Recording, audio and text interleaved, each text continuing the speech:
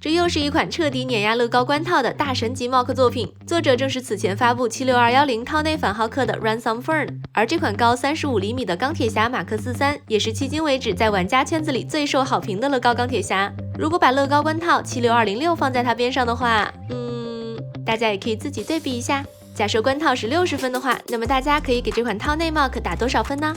相对于电影中马克43 1.98 米的高度，这款套内的比例大概是1比5.7。而相对于反浩克的3.35米的高度，此前套内反浩克的比例则是1比6.4，虽然有一定的比例差，但是相对于乐高76206和76210的1比8.25和1比6.4的高达29%的比例差，这款套内的比例差则只有11%。所以如果要为76210反浩克搭配一台马克43，那么这款套内 mock 在比例方面无疑也是更准确的。另外，如果和其他模玩进行对比的话 ，30 DLX 比例的马克43放在它边上的话，大概是这样的。Ransom Fern 的这款差不多是 DLX 的2倍还多，即便是 Hot Toys 的1比6比例的马克43，仍然也是要矮了一截。那这4款马克43的准确比例依次是1比12、1比8.25、1比6.4和1比5.7。如果从左往右依次编号为1、2、3、4，那么大家更喜欢哪个比例呢？可以把对应的数字打在公屏上哦。不过和一般的套内 mock 不同，这款套内需要用到3款乐高套装，包括2套76206和1套76155。完成后，我们还会剩下一共大概253克的零件，其中包括4个人仔。接下来我们就通过同框对比的方式来仔细的看一下这几款马克43的外观细节，尤其是看一下这款套内 mock 的外观还原情况。同样的，大家更喜欢哪一款设计呢？可以把1、2、3、4的编号打在公屏上哦。头部、肩部、胸部、腹部、髋部、手臂、手掌、腿部、脚部、背部。所以外观对比下来就是这样的情况。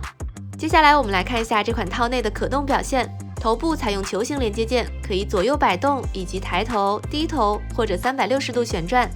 肩关节采用球形连接件，可以360度旋转，不过由于肩胛位置的干涉，允许的水平打开角度并不大。肘关节采用铰链零件，有一个接近90度的前后曲肘的活动范围。腕关节采用球形连接件，活动范围非常大。指关节每个手指的根部可以活动，活动范围也是非常大的。髋关节采用球形关节连接件，由于外甲的干涉，活动范围也不大，基本上只能支持一些基本站立姿势的调整。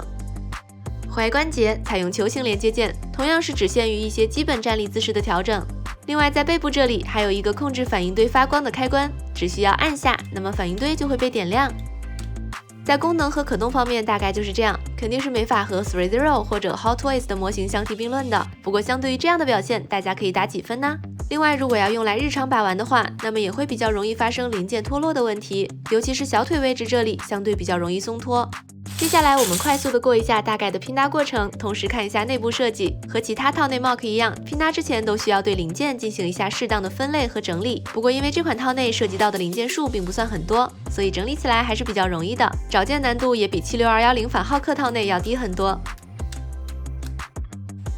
这里可以看到背部靠上位置这里的一个装甲是采用铰链零件进行固定，对应的也就是按压反应堆灯光的那个开关。翻过来在正面这里，我们可以装入灯光零件，安装好以后就是这样的。身体主体搭建好以后，我们可以看到颈部位置以及髋部位置留好的球形连接件，用来连接头部以及大腿模块，而肩部位置的十字轴后面还会加装连接模块。